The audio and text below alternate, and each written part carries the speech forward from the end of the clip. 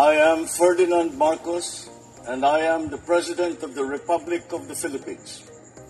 I stand today on behalf of 110 million Filipinos. Alvin Baltazar, Radio Pilipinas. Ganda ni Yusek Castro ah. Ganda yung kanyang damit. Red na red, guys. Yusek, good morning po. Yusek, if I'm not mistaken, matatapos na yung extension ni General Marbil sa June 4. Kasi tapos na yung election. And meron ng mga pangalang lumulutang gaya ni General Melencio Nartaes being the number 2 man of the Nartades being the number 2 man, and sinasabing close din kay Senadora Amy Marcos. And another name na General Torre. Si General Torre. Yeah. Who led sensitive operations like the arrest of Pastor Apollo Kibeloy. Oh, I like him. And former President Rodrigo Duterte. To be the next PNP chief. Meron na po bang take dito si Pangulong Marcos? At may nabanggit po ba si Pangulong Marcos kung General Torre na lang. Yung possible criteria na mapipili niya as the next chief PNP? Oh, gusto ko si General Ang mga Torre. nabanggit niyo pong pangalan ay pulos po lahat yan ay may integridad at magagaling. Sa ngayon po ay wala pa pong pinapaabot sa atin. Hintayin na lang po natin ang announcement ng Pangulo. Tama. General Torre tayo, guys. When do you expect yung announcement? Naku, delikado. Kapag may nakarating na po agad sa akin, sa inyo ko po agad ibibigay ang informasyon. Thank you very much. Delikado kayo pag yan ng PNP Eden chief. Santos na 25. Ano palagay niyo, mga kababayan? Yusek, good morning po. General Torre? Meron po bang reaction from Malacanang dun sa naging statement po ni Alliance campaign manager Toby Chanco na isinisisi po niya doon sa impeachment na isinulong against VP Sara yung pagkatalo po ng ibang kandidato po ng Alyansa? Wala pa po napaparating sa atin ang anumang reaksyon ng Pangulo patungkol dyan, kung yan man po ay totoo. Ang tangi lamang pong naibigay sa atin na impormasyon ay dapat pong iwanan na kung ano man yung mga naging issue nung panahon ng pangangampanya at magpatuloy na lamang po ang bawat isa ng kanilang trabaho. Correct. Para po naman ito ay sa taong bayan. Sinabi niya naman lang po, hindi po ba kakausapin ng Pangulo si Kong Toby para po sabi niyo nga iwanan na dahil tapos na yung panahon ng kampanya, may mga nanalo na po? Wala pong napaparating sa atin ganyan sa ngayon. Maricel Halili, News 5. Trabaho na lang. Good morning, Yusek. Yusek, may we have your reaction lang dun sa naging statement ni Vice President Sara Duterte that she wants the impeachment trial to pursue because she wants to see blood back. Your comment on that? Medyo may pagkabayulente ang tugon ng ating Vice Presidente, pero we hope that it is just a figure of speech and it should not be taken literally.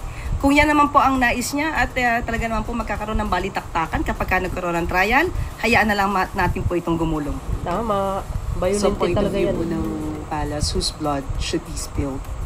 Hindi po makikialam ang Pangulo patungkol sa ganyang issue. Okay, but do you agree with the statement of former Senator De Lima that this is a toxic rhetoric remarks coming from the Vice President? Ako agree. Hindi rin po tayo magbibigay ng anumang opinion patungkol po dyan. Salamat, Yusek. Clay Pardilla, People's Television. Good morning, Yusek. Yusek, the government has approved 16,000 positions for the coming school year, an increase from 10,000 teaching positions created annually under VP Duterte. Ano po yung nagtulak sa government to increase po ng 16,000 position? How will it impact the class sizes, improve the quality of education, and yung workload po ng mga teachers? Thank you po. Unang-una po, it is the directive of our President, Ferdinand Marcos Jr., to strengthen education system. And also this will add teaching workforces in the schools. We can still remember how the President immediately reacted to the suggestion of Secretary Sani Angara with regard to the needs of building of Child Development Center. The President immediately asked that the funds be released for that purpose. So with this, ang gusto po talaga ng Pangulo ay mabawasan ang kakulangan ng mga guro sa bawat eskwela. Ito lamang po ay unang parte, 16,000 teaching positions ay unang parte lamang po dahil ang target po ay 20,000 teaching positions po. At ang nais po natin at ang nais po ng Pangulo ay mabigyan po ang bawat estudyante, matutukan po ng ang kanilang guro para po mas maging maganda ang kanilang pagsasanay at pag-aaral. Na meron pong pondong inilaan po dito. Lumalabas po na ang pondo ay 4.19 billion. Wow. Ito po ay kasama po sa DepEd's built-in appropriation under 2025 GAA.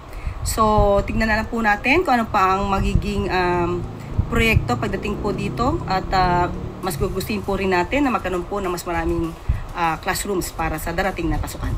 Correct. Tuesday New, DZBB.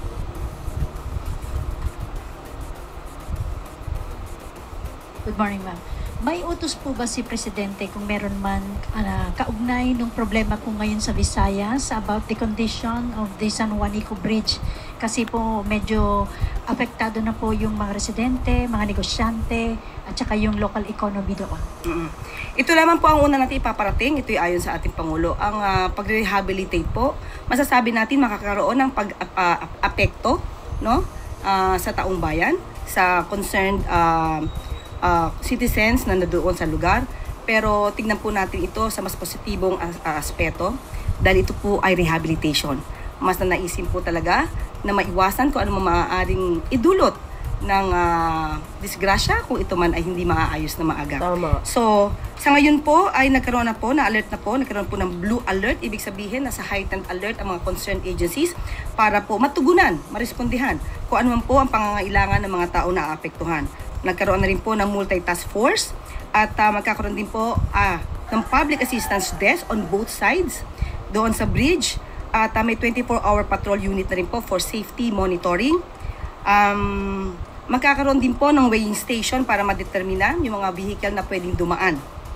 At ito po rin ang ipinangako ng DPWH, magkakaroon po ng 13 shuttle buses, 24/7 service para dun sa mga tao na maapektuhan para po magamit po ang lugar dahil light vehicles lamang po ang maaaring gumamit dito. So, pansamantala yun po at mayroon pong pakikipag-ugnayan ang DPWH sa LGUs at sa PPA para how to ferry the buses of passengers na maaaring maapektuhan. Last question, Sam Medinilla, Business Mayor. Ang ganda ni Yusek, guys, ano? Sa kanyang red dress. Shoutout sa inyo, mga Beshwa, mga Marcos Loyalist supporters. Hello. Magpa-follow up lang kami, ma'am, regarding po dun sa investigation ng Office of the President sa OWA, controversial 1.4 billion land acquisition bill ng OWA. Aside from former administrator Arnel Ignacio, may iba pa po bang other OWA officials na na-sanction or natanggal sa position dahil po dun sa sabing transaction? Sa ngayon po ay under investigation pa po ang lahat at kung meron pa pong iba mga opisyal na involved dito, magkakaroon po ng aksyon. Kung sila may tatanggalin, sususpindihin at maagarang investigasyon po ang kinakailangan dito. Tapos na-determine na po ba ng Office of the President if yung fund na nagamit for that controversial transaction is nanggaling dun sa OWA fund, OWA GAA fund or dun sa OWA Trust Fund? Sa initial na investigasyon, hindi po affected ang OWA Trust Fund, pero iniimbestigahan pa rin po kung may nagamit. Pero initial po na investigasyon, wala daw po. Hala kayo. As of this moment. Hala. Okay. Thank you very much, Yusek Claire. At bago po tayo magtapos, isa pang good news para naman sa mga nagsilbi sa midterm elections nung nakaraang linggo.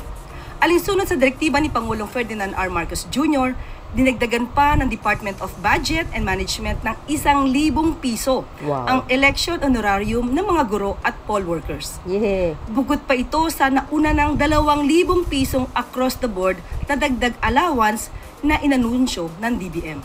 Dahil sa bagong aumento, makatatanggap na ngayon ng 13,000 piso ang chairperson ng Electoral Board, habang 12,000 piso naman ang poll clerk at ikatlong miyembro ng board. Hindi po matatawaran ang serbisyo ng higit 750,000 poll workers na inabot na ng madaling araw sa mga presinto o hindi na natulog. Matiyak lang na mabilang ng tama at maprotektahan ang ating mga boto. Saludo po kami sa inyong dedikasyon. Panoorin po natin ito. Congratulations po.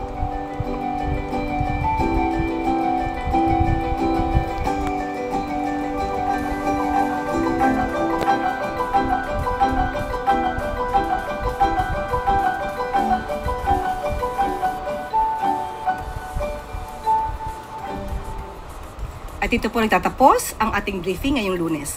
Maraming salamat Malacanang Press Corps. Magandang tanghali para sa bagong Pilipinas. Oh, yun, narinig nyo mga kababayan, anong sabi ni Jose Castro sa bloodbath ni Sara Duterte? Violente. Totoo yun. Di ba sabi ko lagi, parang may pagkaugaling askalan dating. Oh, yung bang tambay sa kalye kung makapagsalita. Hindi ko alam kung bakit ganun si Madam Sara Duterte, guys. Kasi, I think, pinalaki naman siguro ng tamang good manners and right conduct, no?